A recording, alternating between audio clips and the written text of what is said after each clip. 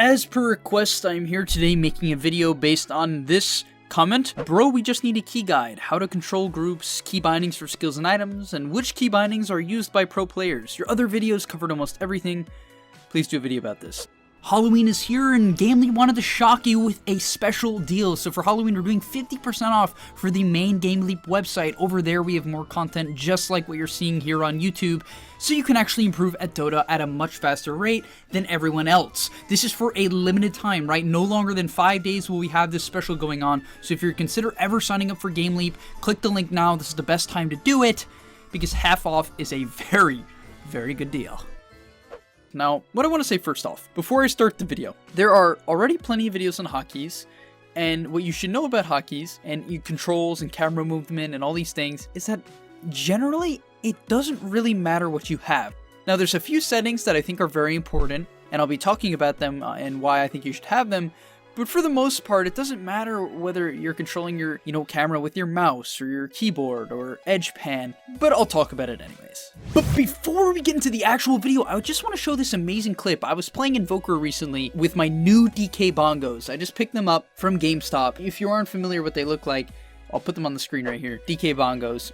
And I set the right bongo to movement and the left to spells. So I'll be playing Invoker and I just want to show you a clip just to really prove my point that you can play with any settings in any sort of controller or controller settings on Dota. So yeah, let's get into the clip. So first off, I saw that they were going on my Drow top. So I decided to, alacrity cart mid to put some pressure on the map. And then using my right bongo, I'm able to completely disrupt this fight here, right? I hit the TA and the PL with my tornado. I cast EMP with my left, meteor with my right.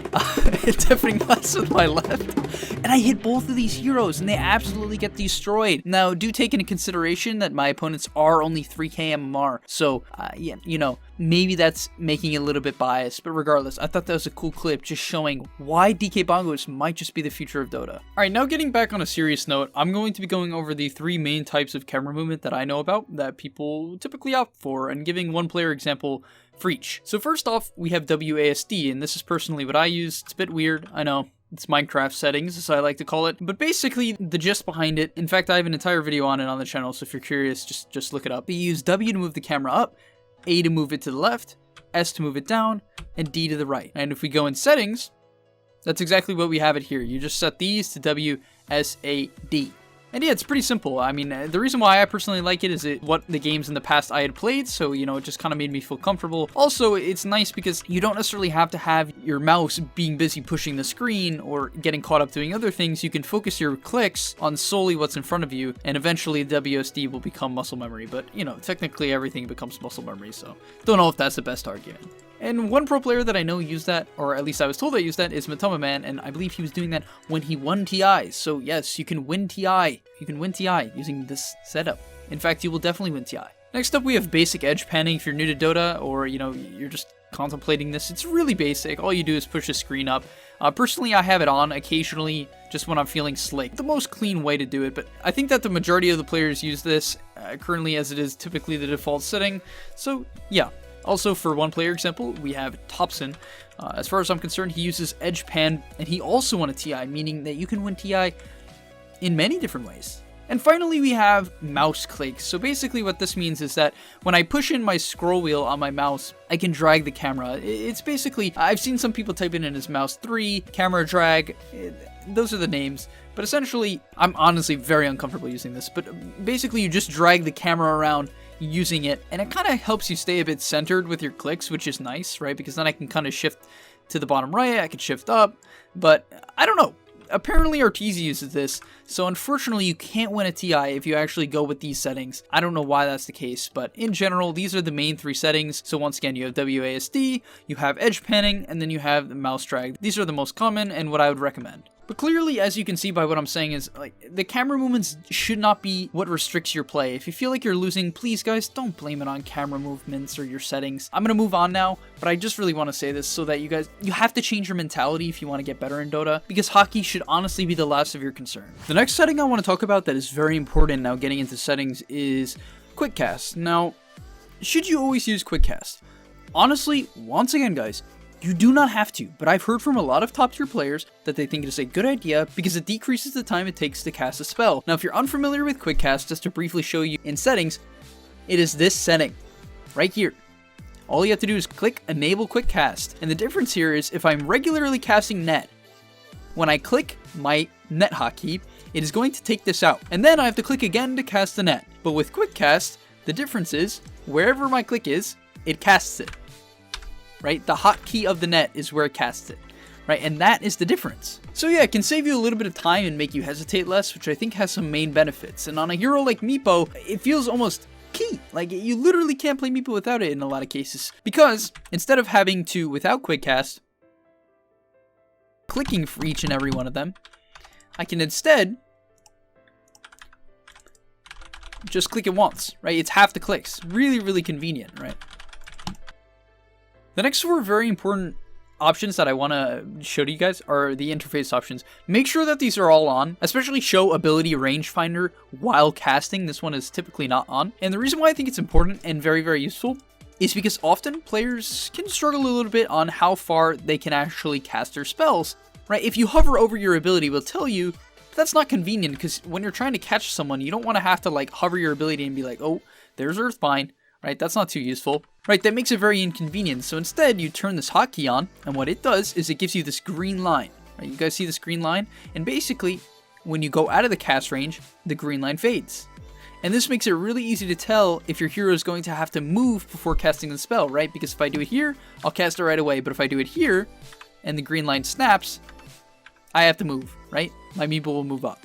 And just to briefly mention the other 3 settings we have here, holding alt highlights heroes, shows neutral spawn boxes, and tower attack range. This is very important because if I'm sieging a tower, I want to know exactly how far I can go without aggroing it, as well as, you know, the spawn boxes, so I know if I'm going to block it or when I'm stacking to make it easier.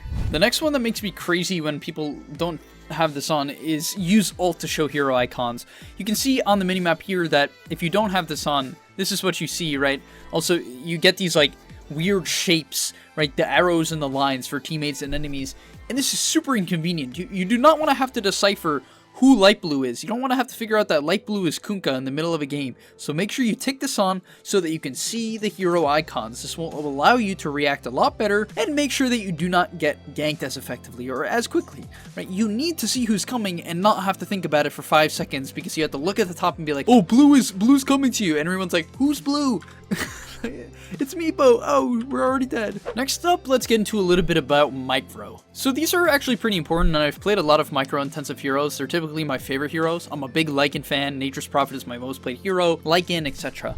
Right? So how do I do micro? Well, actually, it's extremely simple. When people tell me that they don't play micro heroes because they're afraid of them, I actually try to reassure them that it's not as difficult as you may think. So there's a few main settings that you actually need. The first one is select hero, right? Because very often you do not want to run your hero with your units, right? If I'm playing Nature's Prophet, very often I'm going to be trying to actually walk my treants up to the creep wave and not my actual hero. Or, you know, drag waves. Or if I'm Lycan, run my units in, but not actually my own hero. This one's very important for that reason, so that you can disengage and reset your hero. And the other one that's important is actually not select all controlled units. You frankly don't even need this in my opinion, but it is select all other units. As long as you have select all other units on, you'll be able to select all your micros, right? So I'll show you what this looks like now. I'm going to summon a couple here.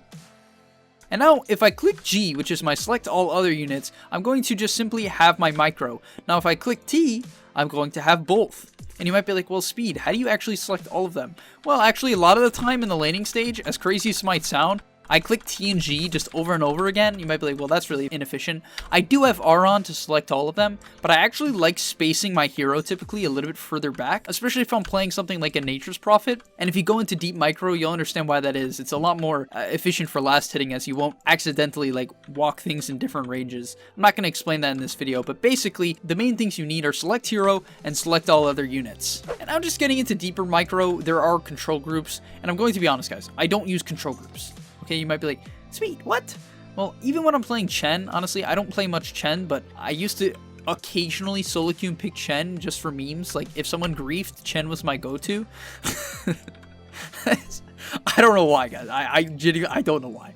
But regardless, what I did was, no joke, just click on the units, and I would win high MMR games, like 5k, 6k plus, clicking the units. Is that efficient? No, so I'm going to show you how to do it. But regardless, all I'm saying is, stop freaking over micro. Stop freaking over hotkeys. It doesn't matter. But regardless, let's get into control groups, because this is how you actually want to control your units. So first off, it's important to have next unit on. Previous unit is good as well if you're really trying to get super good at micro. Just to kind of show what that is, I'll briefly put it on for y'all. If I click F5, which I set to my previous unit, it will select my boar, but if I click F, it will go to my Necromonicon warrior. So, you know, that's just a good way if you know which one is which or when you summon them to do it quickly. But if you want to set control groups, all you have to do is click on the unit, hold down control, and then click whatever you selected, right? So I have group 1 here to F3. So I'm going to summon my unit, I'm going to click on the unit, hold down control, and then click F3. And then when I go back to my hero, if I click F3, I'll be controlling my Necromonicon, right? And I have the same thing for F4. So I'm going to click, control, F4, and then whenever I click F4, I'll have control of this unit. Now, let's say I wanted to, you know, purge with my Necromonicon Archer. I can just click F4 and immediately have the purge come out. And that is actually extremely useful. And finally, last example, I'll just do it for the boar as well. This can be really useful so that, you know, you can easily select your boar, control, F2, easy money, right? But yeah, hopefully you guys now know a little bit more about control groups and micro. The last setting that I want to show is right click to force attack. Now I really like this one, and actually I think I got to like 6k before turning this on. I don't know why. I would click spacebar every time I wanted to deny for no good reason. But if you turn on right click to force attack, you can deny with your right click, and now that's just what I do. Honestly, that's the main thing I know that this does, and it's extremely convenient. So I recommend you turn that on so you don't have to click your, you know, attack or force attack every single time you want to actually, you know, deny creep. So, you know, this one's great, and it's why I want to end the video. It's simple, but very, very important. So hopefully now you guys know a little bit more about settings, some camera movement tips, some control group tips, but I just, once again, understand that there's a lot of things to improve on a Dota, right? There's hotkeys, map movement, positioning, spellcasting, and personally, I do think some are more important than others. And the reason why I don't like when people are fretting about changing their settings when they're already 3k matches into Dota is because I genuinely see it as an excuse. I hear it and I'm like, do you really think that's the reason? Or did you get caught out because you're not looking at the map,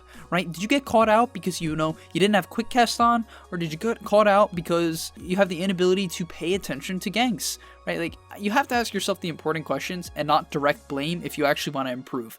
Hey guys, quick heads up, right now we are running a Halloween special for the main GameLeap website, 50% off going on right now so you can get more content from me and other creators who are going to help you better understand Dota. This is a limited time special, you have to understand, we don't do this a lot.